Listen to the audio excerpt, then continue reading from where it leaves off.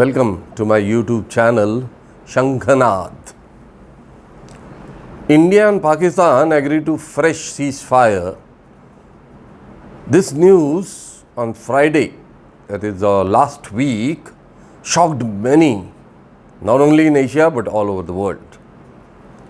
Both sides agreed for strict observance of all the agreements, understandings and ceasefire along the 778 kilometers line of control and also 198 kilometers of international boundary in J&K. This decision was taken in a meeting between the Director General of Military Operations, that is DGMOs of both India and Pakistan.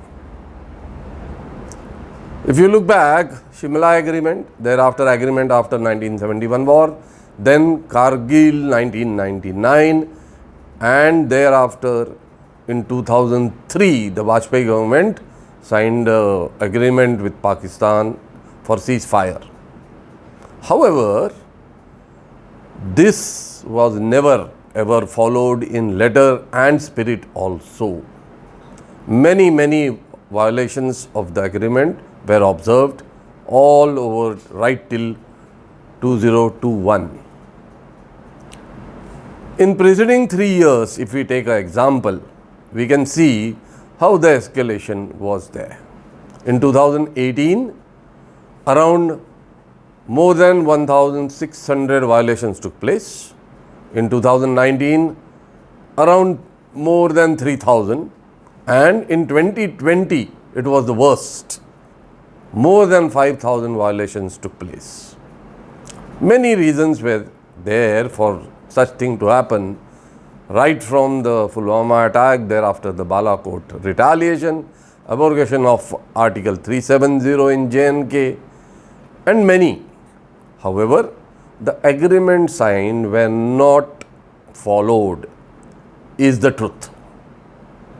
Then, why suddenly it was decided, and was the only military leaders involved in it, or there were some diplomatic efforts behind the curtain, needs to be seen.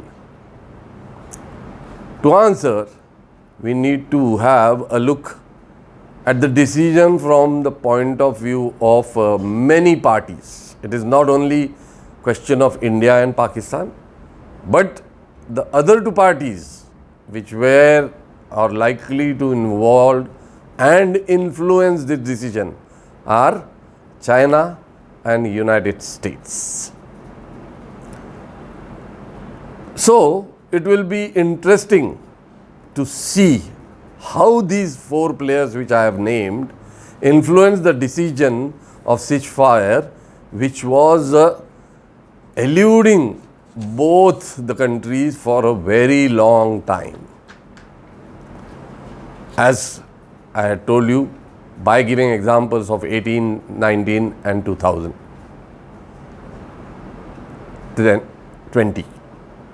Firstly, we will have a look at the two direct players, that is Pakistan and India. First, we have a look at Pakistan. Pakistan, as we all know, is in a dire economical state and they are unable even to pay their debts. And COVID-19, mind you, has added to the woes further. Secondly, Global Terror Financing Watchdog, that is Financial Task Force, FATF, has retained Pakistan once again in grey list.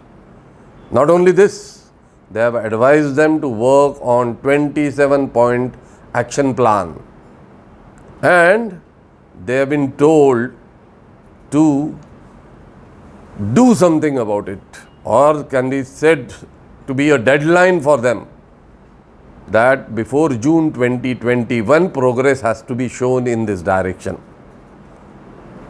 That is why Pakistan is trying to mend its ways, and maybe this ceasefire with India can be one of the. Now, as India is comforted at two borders, that is one from Pakistan and other China. Pakistan's condition is also not different. One side they have India, whom they keep blaming of creating problem at their border, and Afghanistan, of course. So the financial problem plus these problems have really brought down the economical state of that country in a bad shape. It is said by all after this ceasefire declaration was done that this has nothing to do with India and China conflict. It was said that it has got China-India conflict has got no bearing in taking this decision. However, we all know it can't be so. The way India responded to Chinese aggression in the eastern Ladakh and northeast part of India also, Pakistan must have decided to rethink on their policies of non-state actors of theirs trying to create trouble in J&K. Now, it appears that it is understood by Pakistan that it needs to concentrate more on its economy, and for that, peace prevailing on the border is the most important aspect, and that is why they must have decided to act upon it. Other actors which I mentioned, that is China and US, also must have influenced them in taking such decision. It cannot be their unilateral decision. The second party to this is India. India, after two surgical strikes, one by army and the second one after Pulwama attack by Indian Air Force, that is the attack on Balakot, has given a very clear indication to Pakistan that this is a new India. It's a nation which is going to clearly not accept any non-state actors' activity along its border. There is a lot of confidence which is seen in the military, Indian military, and also in the political circles. The government, present government, has shown a lot of confidence in their military and taken decisions based on that. This has sent a message clearly to China and Pakistan that this new India, which has got more confidence in them, is ready to see eye to the enemy, and not what happened for last some 70 plus years. By this action, it has indicated that it has answered to the Pakistan proxy war, and henceforth it will not tolerate any issues which are created by them at J&K border or along Rajasthan border. This statement about the agreement came a day prior to the second anniversary of Balakot.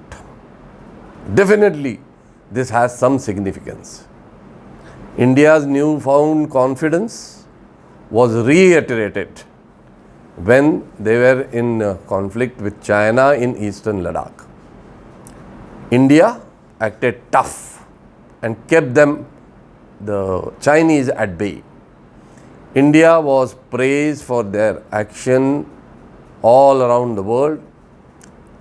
And mind you, after this also, India went through the required talks at military level and as diplomatic level, and tensions were diffused just 2 weeks before.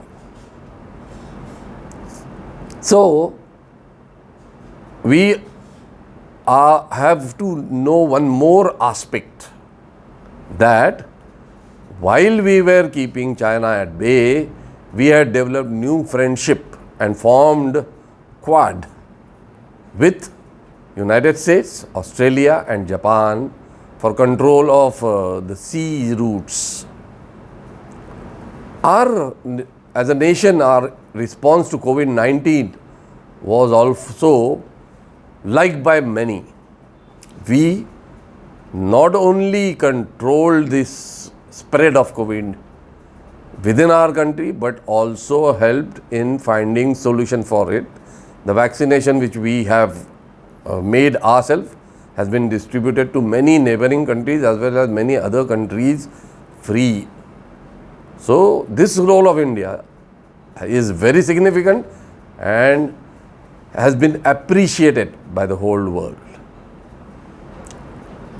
India earlier was too much Pakistan centric and almost neglected the China border, but not anymore.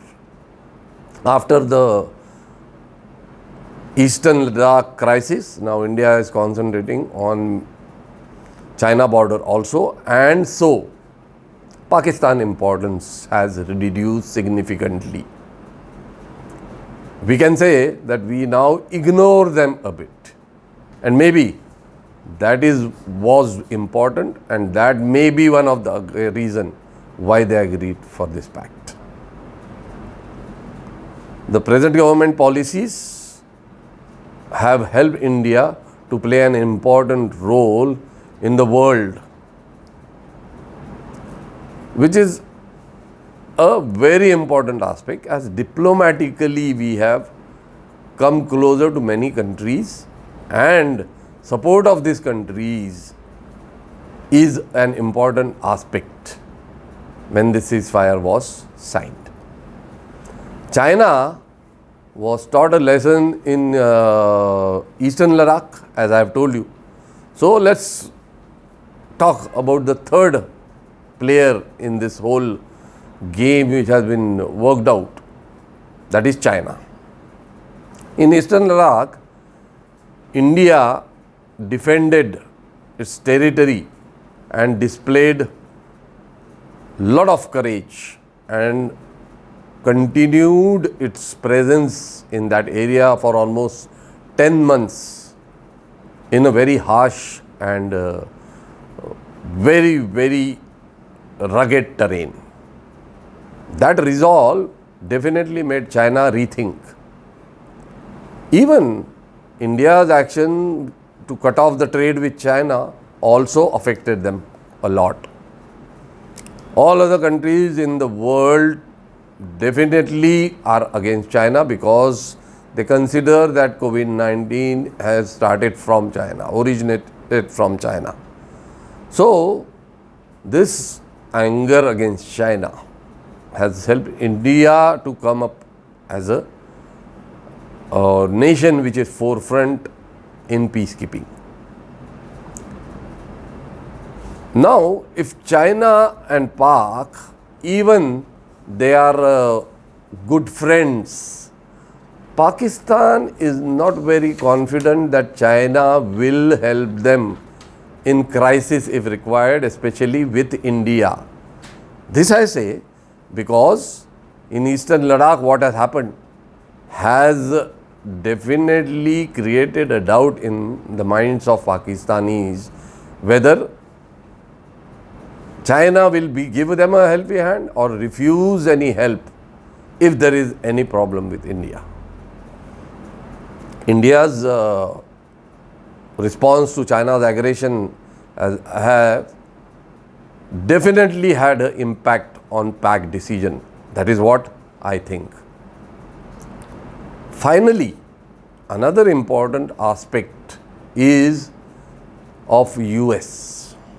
US as a player definitely had a positive effect on the world politics after the change in the leadership. After Trump, when Biden took over, he is mending their ways and he is trying to help out the world geopolitics much more. Trump policies of US first and his disinterest in world politics is no more there, and because of this, the void which Trump's government has created has now been filled up by Biden. And definitely, because US has to withdraw its forces from Afghanistan, and Pakistan will be one of the players to help them out in this, they would have influenced Pakistan and may have passed message to them to have ceasefire with India, so that on one line of control or the border there will be peace and quiet, so that they can deal better on the Afghanistan-Pakistan border. So, as we have seen, this ceasefire is not only a bilateral decision, though decision is bilateral, the influencing agencies were many, as we discuss. This announcement of this agreement of ceasefire, specifically the language used in the joint statement, surprised many, as 2020 was the bloodiest year on line of control between Pakistan and India. Now, one important aspect we need to see is India was always, and I repeat, always worried about two-front war. For the most powerful nation in the world, let's face the fact that two-front war is a difficult proposition and very, very difficult to maintain it that way. After the Ladakh standoff, the apprehensions about two-front war resurfaced. If I say so, will not be a wrong statement at all. India therefore wanted to avoid two-front activity, and as Pakistan reached out to India for a ceasefire, India also showed positive response. And one should always know that it is much easier to improve relationship with a weaker enemy, because you have a say in the agreements which you sign or the ceasefire which you declare. So, the choice for agreement or ceasefire was Pakistan and not China. And we will have to wait and see what are the results. But however, the steps taken by India were in the right direction. There is something definitely more to China-India disengagement or moving back their troops than what meets the eye.